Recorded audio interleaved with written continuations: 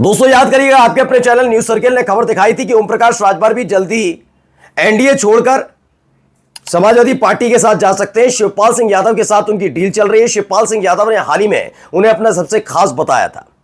उस समय कुछ लोगों ने ये बात नहीं मानी थी, लेकिन आज दो पक्के सबूत आपके सामने लेकर आया हूं और दोनों ही पक्के सबूत देकर आप समझ जाएंगे। एक तो खुद ओम प्रकाश राजभर ने आगे आकर जो बयान दे डाला, उसने बीजेपी की टेंशन बढ़ाई है। तो वहीं अभी से शुरुआत हो गई है, यानी कि उनके पार्टी के नेताओं के सुर बदलने लगे हैं।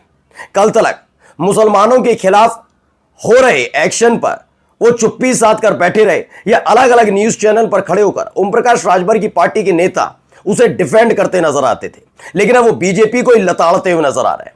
आज आपको एक एक खबर दिखाने जा रहा हूं। अगले 24 से 48 घंटे के भीतर एक बड़ा पलटफेर उलटफेर उत्तर प्रदेश की सियासत में होने जा रहा है और Rajbhar okay tata bye bye कहने जा रहा है। लेकिन सवाल यह है कि क्या वैसी ही भूमिका में नजर आएंगे ओम प्रकाश राजभर समाजवादी पार्टी के साथ जैसे पहले नजर आते थे? क्योंकि सपा के साथ जो ओम प्रकाश राजभर ने किया वो ना सपाई भूले हैं ना अखिलेश भूले हैं, लेकिन शिवपाल सिंह यादव की वजह से राजभर की ये एंट्री कहां, कैसे और कितनी सीमित रहने वाली है राजभर के लिए, वो भी दिखाता हूं। नमस्कार, मैं हूं प्रज्वल गौतम और आप देख रहे हैं न्यूज सर्किल। ओम प्रकाश राजभर पर कोई भरोसा कभी नहीं कर सकता, ये मैं पहले भी कह चुका हूं और आज भी अगर इसी वक्त ओम प्रकाश राजभर सपा के साथ आएंगे तब भी यही माना जाएगा। उत्तर प्रदेश के अंदर ओम प्रकाश राजभर और बिहार में नीतीश कुमार, ये दो ऐसे नेता हो गए अगल बगल वाले राज्य में जो भरोसेमंद नहीं है। ओम प्रकाश राजभर मंत्री बनते हैं, अचानक से उनका मोह भंग होता है। उन्हें एहसास होता है कि जो मंत्रालय उनको दिया गया वो उससे ज्यादा के हकदार है। उनको लगता है कि समाजवादी पार्टी के हक में हवा चल रही है। अचानक सपा के साथ आते हैं और 2022 का चुनाव लड़ा जाता है। मैं फिर इसके डीप में नहीं जाऊंगा कि 2022 का चुनाव कैसे जीता भारतीय जनता पार्टी ने, वो पूरी दुनिया देश ने देख लिया। लेकिन चुनाव हारने के फौरन बाद ही जब सत्ता में नहीं आ पाते तो उसके फौरन बाद ही ओम प्रकाश राजभर भारतीय जनता पार्टी के साथ अपने संबंधों को टटोलने लगते हैं। इसी से और इसके साथ साथ वो समाजवादी पार्टी और यादव परिवार के लिए बयान देने लगते हैं।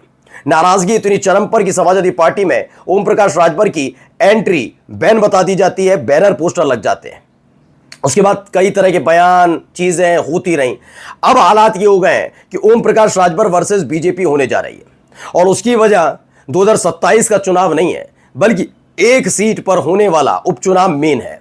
दरअसल ये सीट है मऊ की सीट, जो मुख्तार अंसारी के बेटे अब्बास अंसारी के विधानसभा सदस्यता खत्म हो जाने, रद्द हो जाने के बाद उपचुनाव का ऐलान होना है। लेकिन बीजेपी चाहती है कि इस बार सुभाषपा नहीं बल्कि बीजेपी का कोई प्रत्याशी इस सीट पर चुनाव लड़े, जबकि सुभाषपा का दावा है कि यह सीट चूंकि उनके खाते में थी पहले भी, इसी लिहाज से इस बार उनको ही यह सीट मिले। लेकिन इन सब के बीच बीजेपी का दावा यह है कि चूंकि आप समाजवादी पार्टी के साथ थे इसीलिए सपा ने आपको यह सीट खाते में दे दी थी, लेकिन आप बीजेपी के गठबंधन में, आपको हम तय करेंगे कि कौन किस सीट पर चुनाव लड़ेगा। ओम प्रकाश राजभर की चाहत यह है कि उनका जो लाडला लोकसभा चुनाव में जीतते जीतते रह गया, यानी कि सांसद बनते बनते रह गए, उनको इस बार विधायक की लड़ाई जाए और जिताया जाए। लेकिन क्या यह जीत मऊ सीट पर बिना समाजवादी पार्टी के समर्थन के मुमकिन है? नहीं, कतई नहीं। और इसीलिए देखिए ओम प्रकाश राजभर के सुर लय-ताल सब बदल गए। लेकिन ओम प्रकाश राजभर से पहले उनके एक खासम खास नेता और तो और अलग अलग न्यूज चैनल पर सुभाषपा का पक्ष रखने वाले प्रवक्ता का बयान सुनाने जा रहा हूं, सुनिए। यह है पीयूष मिश्रा। ये पीयूष मिश्रा अमूमन अलग अलग तरीके से बयान देते रहते हैं। वो बात अलग है कि सबसे बड़ी दिक्कत है इन्हीं प्रवक्ताओं को आती हैं। दरअसल जब गठबंधन होता है किसी और पार्टी से तो उनके साथ बोलना पड़ता है और गठबंधन बदल जाता है। जैसे आजकल आपने देखा हो जयंत चौधरी की पार्टी के प्रवक्ताओं को बहुत दिक्कत हुई। अब देखिए इसमें क्या कह रहे हैं, पढ़िएगा। हम में कोई हूण, कोई शक, कोई मंगोल है, दफन है जो बात, अब उस बात को मत छेड़िए। सुनिए, अगर गलतियां बाबर की थीं जो मन का घर फिर क्यों जले, ऐसे नाजुक वक्त में हालात को मत छेड़िए। ये ऐसे वक्त में बयान दे रहे हैं जब याद करिए वक्फ संशोधन विधेयक पर इनकी अपनी पार्टी के राष्ट्रीय अध्यक्ष और मंत्री ओम प्रकाश राजभर ने समर्थन किया था। खुद अल्पसंख्यक विभाग कल्याण के वो कल्याण विभाग के वो मंत्री हैं, उसके बावजूद वो वक्फ संशोधन कानून का समर्थन कर रहे थे, जिसकी वजह से ओम प्रकाश राजभर की पार्टी को भी खासा नुकसान हुआ था। कई मुस्लिम नेताओं ने साथ छोड़ दिया था। अचानक से फिर से मुसलमानों के प्रति प्रेम आ गया। उन्होंने कहा अगर बाबर ने गलतियां की तो फिर मुसलमानों के घर क्यों जल रहे हैं। आज याद आ रही है इनकी पार्टी के नेताओं को। ये नहीं है पहले याद नहीं आई, 2022 से पहले याद आ रही थी, यही सारी बातें होती थी। लेकिन बीजेपी के साथ जाने के बाद आप सोचिए, मुसलमानों के ऊपर हो रहे ऐसे हमले और अत्याचार पर चुप रहने वाली पार्टी आज अचानक से ये बयान देने लगी है। उनका भी मानना है कि अगर बाबर ने कुछ गलतियां की तो उसका नाम लेकर कैसे मुसलमानों के साथ अत्याचार किया जा रहा है, यानी बगावत की चिंगारी जल उठी है।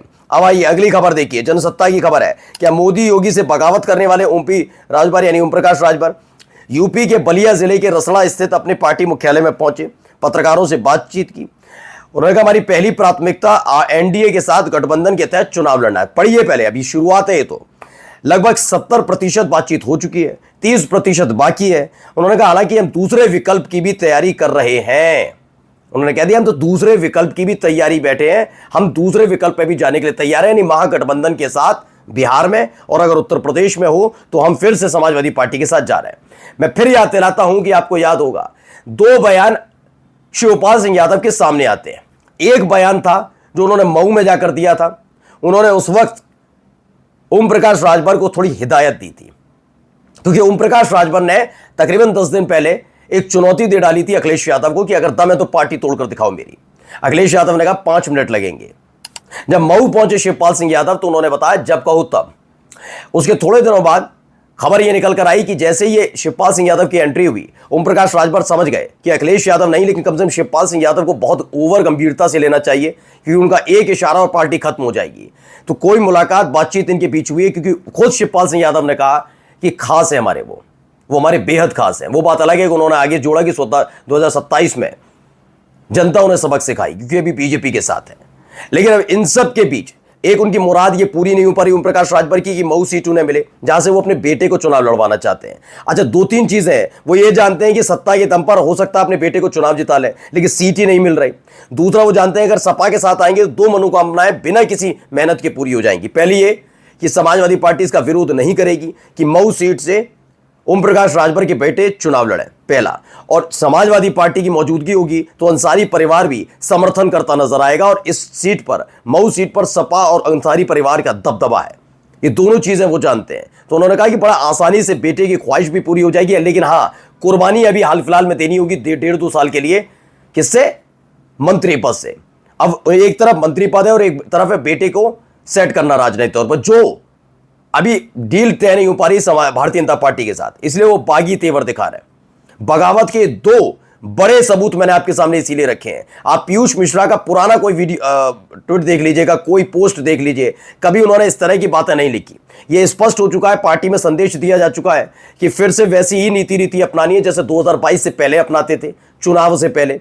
अब वैसे ही भाषाशैली का इस्तेमाल करना है, जैसे जल्दी से इस चीजों से निकलकर फिर से उसी गठबंधन में जाए। लेकिन मैं फिर कह रहा हूं ना, इतना आसान अब सब कुछ नहीं होगा, क्योंकि शिवपाल सिंह यादव जरूर बीच में और अखिलेश यादव उनका सम्मान करते हैं अपने चाचा का। लेकिन यह बात भी सच है कि ओम प्रकाश राजभर को लेकर समाजवादी पार्टी में गुस्सा है। इस बार उन्हें अपनी प्रतिबद्धता जतानी होगी, किन शर्तों के साथ आ रहे हैं। जैसी वो शर्तें सामने आती हैं, सबसे पहले आपका अपना चैनल न्यूज सर्किल आप तक पहुंचाएगा। नमस्कार।